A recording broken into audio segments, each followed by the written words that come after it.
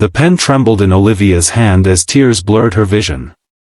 The sterile hospital room seemed to close in around her as her husband Marcus stood over her, his face cold and unforgiving. The divorce papers lay on the small bedside table next to her ultrasound picture, the first image of their unborn child. "Sign it," he demanded, not a trace of the man she'd fallen in love with remaining in his eyes. Little did Marcus know that as Olivia's pen touched the paper, her phone was silently buzzing with a call that would change everything. Her grandfather, the reclusive billionaire Winston Hayes, had passed away, leaving his entire fortune to the granddaughter he'd never met. If you're enjoying this story, please hit that like button and subscribe to the channel for more emotional roller coasters that will keep you on the edge of your seat. 3 years earlier, Olivia Chen had been just another face in the crowd at Westlake University. With her simple wardrobe and waitressing job at the campus cafe, nobody would have guessed she was anything special. She preferred it that way. Her mother had raised her to value hard work and humility, never once mentioning that Olivia's biological grandfather was Winston Hayes, the tech mogul whose innovations had revolutionized the industry. "Order up for table 7, called the cafe manager, sliding a tray of lattes across the counter. Olivia grabbed the tray, carefully navigating between the crowded tables. It was midterm season, and the cafe was packed with stressed students hunched over laptops and textbooks. As she approached table 7, her foot caught on a carelessly placed backpack. The tray tilted, and 3 lattes went airborne. Time seemed to slow as Olivia watched in horror. Then, a pair of hands shot out, catching 2 of the cups mid-air. The third splashed across the table, narrowly missing the open laptop. "Nice save," Olivia said, looking up into the warmest brown eyes she'd ever seen. "I played baseball in high school," the young man replied with a grin that made her heart skip. "I'm Marcus, by the way." "Olivia," she said, already reaching for napkins to clean up the mess. "I'm so sorry about this." "Don't worry about it," Marcus said, helping her mop up the spilled coffee. "Maybe you can make it up to me with dinner sometime?" His boldness surprised her, but there was something genuine in his smile that made her nod. "I'd like that." That chance meeting blossomed into a romance that felt like destiny. Marcus was studying engineering on a scholarship, working part-time at the university library to make ends meet. Like Olivia, he came from humble beginnings, the son of a single mother who'd sacrificed everything to give him opportunities she never had. Their love story was simple but profound. Late-night study sessions turned into deep conversations about their dreams. Weekend dates consisted of picnics in the park and free concerts in the city. They understood each other's struggles and celebrated each small victory together. On graduation day, as they stood in their caps and gowns, Marcus dropped to one knee. "Olivia Chen, you make me believe anything is possible. Will you marry me?" The ring was modest, a small diamond that had belonged to his grandmother, but to Olivia, it was perfect. "Yes," she whispered, tears of joy streaming down her face. 1,000 times yes.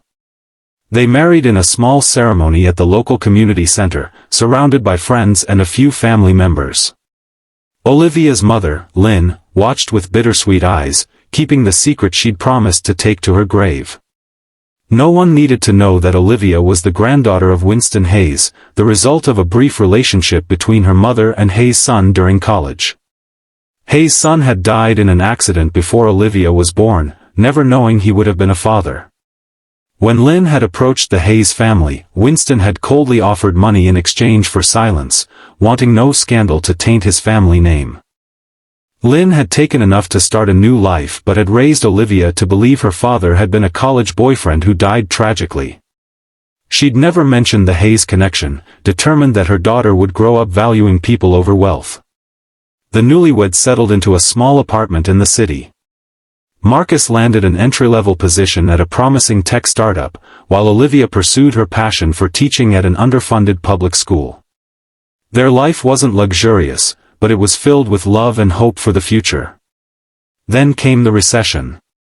Marcus' company downsized, eliminating his position along with dozens of others.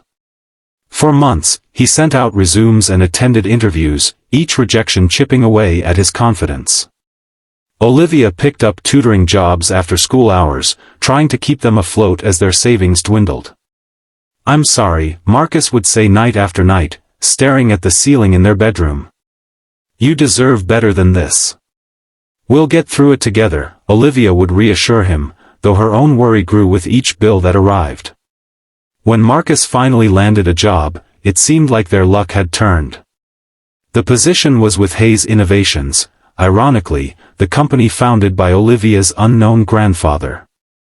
The salary was generous, and the benefits included comprehensive health insurance, which became crucial when, a few months later, Olivia discovered she was pregnant. "We're going to have a baby," she told Marcus, her hands trembling as she held up the positive test. His face lit up with a joy she hadn't seen in months. He lifted her off her feet, spinning her around their tiny kitchen. "I'm going to be a dad. We're going to be a family." For a while, everything seemed perfect. Marcus excelled at his new job, earning praise from his supervisors. They started saving for a house, dreaming of a backyard where their child could play. Olivia continued teaching, her students delighting in her growing baby bump. But as Olivia's pregnancy progressed, subtle changes appeared in Marcus. He began working later hours, attending company events that stretched into the night. When he was home, he seemed distracted, constantly checking his phone. "Is everything okay?" Olivia asked one night, placing a hand on her 6-month belly. "Just work stress," Marcus replied, not meeting her eyes. "The Heir project is demanding." Olivia tried to be understanding. Heir Innovations was known for its competitive environment, and Marcus was determined to prove himself. Still, a nagging worry took root in her heart. That worry blossomed into full-blown fear when, in her 7th month, Olivia received a call from an unfamiliar woman. "You should know what your husband has been doing," the voice said. "He's been seeing Vanessa Heir for months now." Vanessa Heir, the granddaughter of Winston Heir and the company's marketing director. Beautiful, wealthy, and connected to the very top of the corporate world. When confronted, Marcus denied everything at first. Then, as Olivia showed him the photos the anonymous caller had sent, Marcus and Vanessa entering a hotel, holding hands at a restaurant, his denials crumbled. "It just happened," he said, his voice hollow. "She understands the pressure I'm under. She has connections that can help my career." "And what about us?" Olivia asked, her hand protectively covering her belly. "What about our baby?" Marcus looked away. "I never planned for any of this. I'm not ready to be a father. Vanessa's offering me a chance at a life I never thought I could have." The words cut deeper than any knife. Olivia felt her world collapsing around her. The man she'd loved, the father of her child, was choosing wealth and status over their family. The following weeks passed in a blur of pain. Marcus moved out, taking most of his belongings.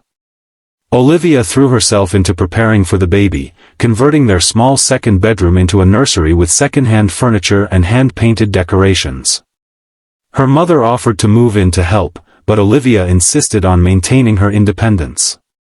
"I need to learn to do this on my own, Mom," she said, though her heart broke a little more each time she imagined raising her child without Marcus.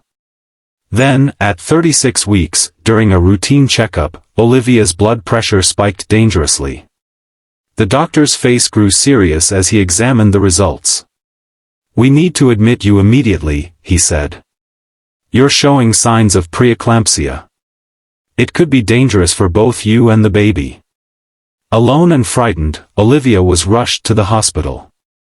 As nurses hooked her up to monitors and inserted N4, she called her mother, who promised to come right away.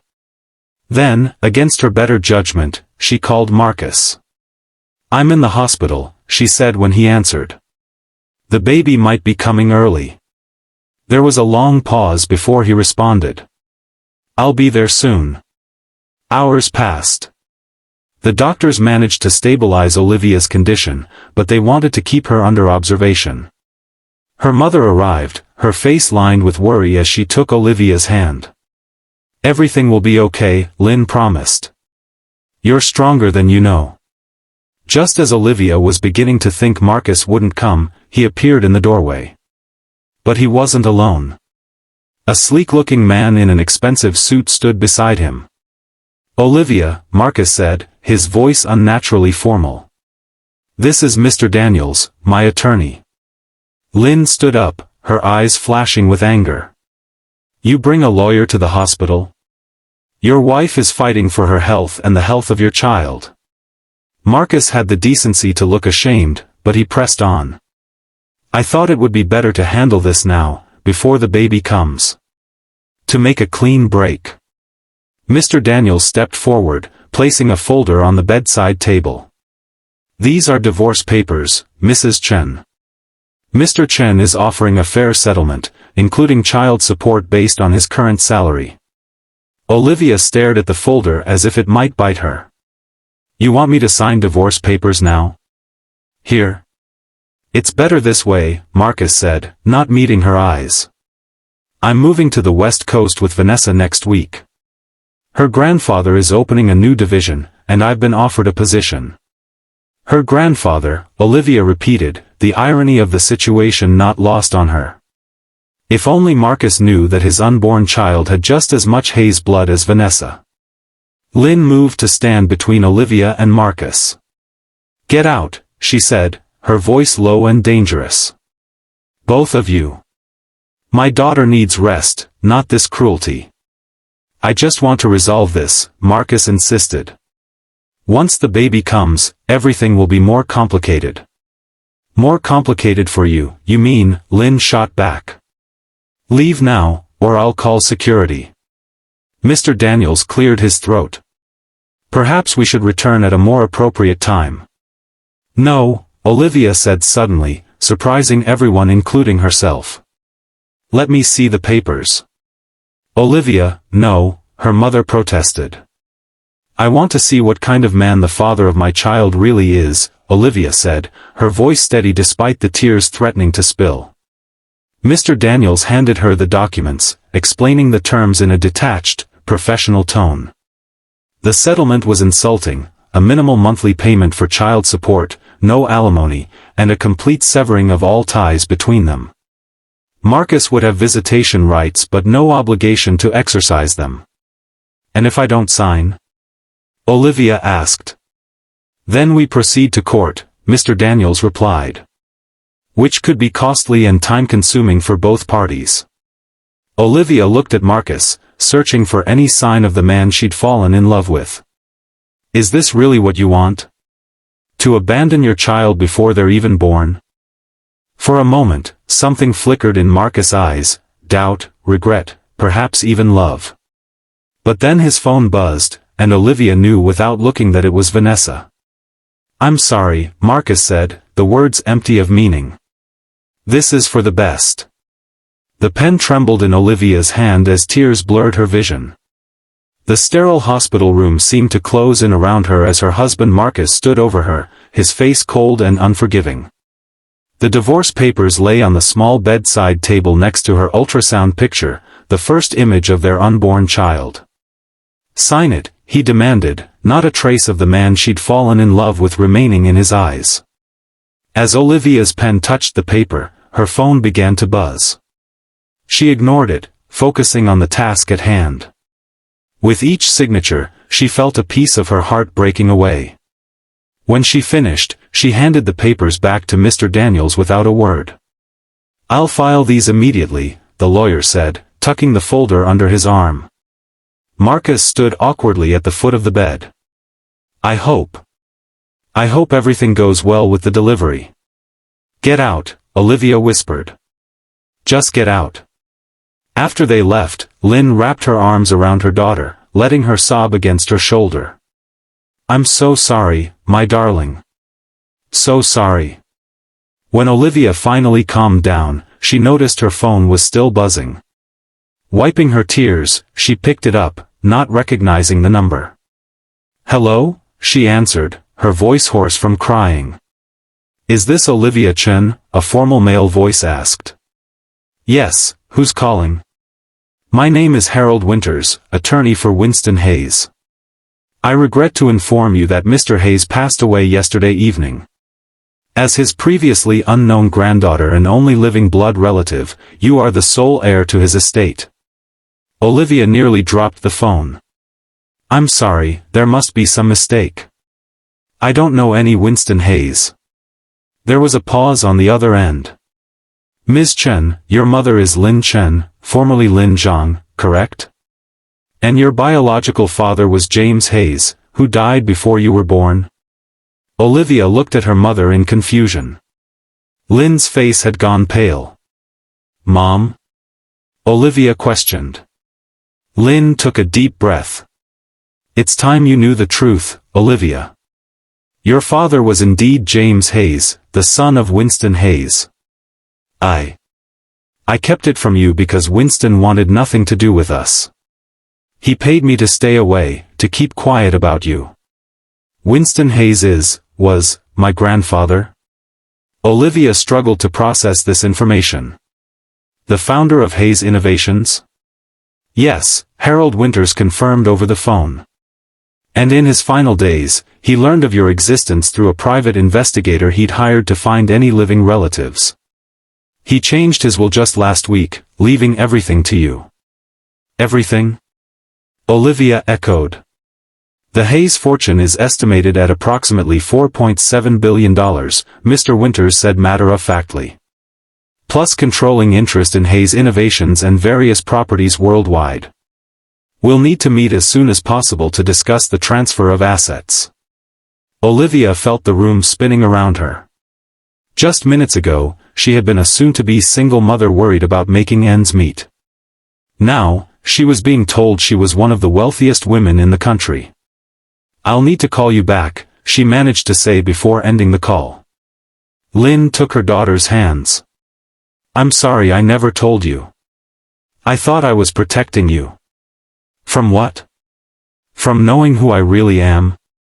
Olivia's voice rose with emotion. From the Hayes family's coldness, their obsession with status and money. I wanted you to grow up valuing the right things. Before Olivia could respond, a nurse rushed into the room. Your blood pressure is spiking again, she said, checking the monitors. You need to stay calm for the baby's sake. Olivia closed her eyes, trying to steady her breathing. Too much was happening too fast. Her husband had just divorced her, and now she discovered she was the heir to a billion-dollar fortune. It was too much to process. Rest now, Lin said, stroking her daughter's hair. We'll figure everything out later. But rest wouldn't come. As Olivia lay in the hospital bed, her mind raced with implications. Marcus had left her for Vanessa Hayes, hoping to benefit from the Hayes fortune and connections. But all along, it was Olivia who had the true claim to that legacy. The irony was almost too perfect. The next morning, as Olivia picked at her hospital breakfast, her doctor came in with news. Your condition has stabilized, but I'd like to induce labor as a precaution, he explained. Preeclampsia can be unpredictable, and at 36 weeks, your baby is developed enough for a safe delivery. Olivia nodded, a new determination settling over her. I'm ready. The labor was difficult but mercifully shorter than Olivia had expected. With her mother by her side, she brought her daughter into the world just before sunset. As the tiny, perfect baby was placed on her chest, Olivia felt a love so overwhelming it eclipsed all the pain and betrayal of the previous day. Hello, Lily, she whispered to her newborn. It's just you and me now. But I promise, we're going to be okay. Lynn watched her daughter and granddaughter with tears in her eyes. She's beautiful, Olivia. Perfect. As mother and baby bonded, Harold Winters arrived at the hospital, his arms laden with flowers and a small teddy bear. I hope I'm not intruding, he said, standing awkwardly in the doorway. I wanted to offer my congratulations and discuss a few urgent matters regarding the estate. Lynn moved protectively toward Olivia and the baby. This isn't the time. It's okay, Mom, Olivia said, her eyes never leaving her daughter's face. Mr. Winters, meet Lily Chen, the newest Heir's heir. The attorney approached cautiously, his professional demeanor softening at the sight of the newborn. She's lovely, Ms. Chen. Mr. Heir would have been proud. Would he? Olivia asked, a hint of bitterness in her voice. From what I understand, he wasn't exactly a family man. Harold sighed, placing the gifts on a nearby table. Winston Heir was a complicated man. Brilliant but cold for most of his life. In his final months, however, something changed. He began to regret his choices, especially regarding family. Why look for me now, after all these years? Cancer has a way of clarifying priorities, Harold explained. When he received his terminal diagnosis, he hired investigators to find any living relatives. When they discovered you, and that you were expecting, something shifted in him. He spent his final weeks changing his will, setting up trusts, ensuring his legacy would pass to you and your child.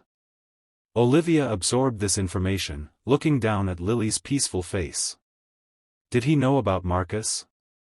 About the divorce? Yes, Harold admitted. The investigators were thorough. Winston was displeased to learn how his granddaughter was being treated. A nurse entered the room, checking Olivia's vitals and the baby's. Everything looks good, she said cheerfully. You have another visitor, though. Should I send him in? Who is it? Lynn asked. A Mr. Chen. Says he's the baby's father. Olivia's heart clenched. What does he want now? I can ask him to leave, the nurse offered, noting Olivia's distress. After a moment's consideration, Olivia shook her head. No, let him in. Mr. Winters, would you mind staying? The attorney nodded, understanding her intention. Marcus entered the room hesitantly, his eyes widening at the sight of the lawyer and then fixing on the tiny bundle in Olivia's arms. For a moment, raw emotion crossed his face, wonder, longing, regret. You had the baby, he said unnecessarily. Is everything okay? Lily is perfect, Olivia replied, her voice steady. What do you want, Marcus? He shifted uncomfortably. I heard you were in labor. I wanted to see her. To make sure you were both all right. How thoughtful, Lynn said dryly. Especially after serving divorce papers at her hospital bed yesterday. Marcus flinched. I know how that looked. I'm sorry. Vanessa was pressuring me, and I thought. You thought it would be easier to abandon us before forming any attachment, Olivia finished for him. Before seeing your daughter's face. Shame colored Marcus's features. I made a mistake, Olivia. Seeing her now. His voice broke as he looked at Lily. She's beautiful. Yes, she is, Olivia agreed. Mr. Winters, I believe you were about to explain some details about my inheritance? Harold cleared his throat, catching on quickly. Yes, Miss Chen. As Winston Heir's sole heir, you now control approximately $4.7 billion in assets, including a 51% stake in Heir's Innovations. The board has been notified of the change in ownership and is awaiting your instructions. Marcus's jaw dropped. What? Oh, didn't you know? Olivia asked, a hint of satisfaction in her voice. It turns out I'm Winston Heir's granddaughter. His only living blood relative. Ironic, isn't it? You left me for Vanessa Heir, hoping to benefit from the Heir's fortune, when all along, I was the true Heir's heir. The color drained from Marcus's face. That's impossible. I assure you, it's quite true, Harold confirmed. DNA tests have already confirmed Ms. Chen's identity. The paperwork is being processed as we speak. Marcus staggered backward, gripping the wall for support. Olivia, I had no idea. You never said anything. I didn't know either, she replied. My mother kept it from me to protect me from exactly the kind of people you've become, those who value wealth and status over love and loyalty. The implications were clearly sinking in for Marcus. He had divorced the heiress to the Hayes fortune to pursue a woman with no actual claim to it.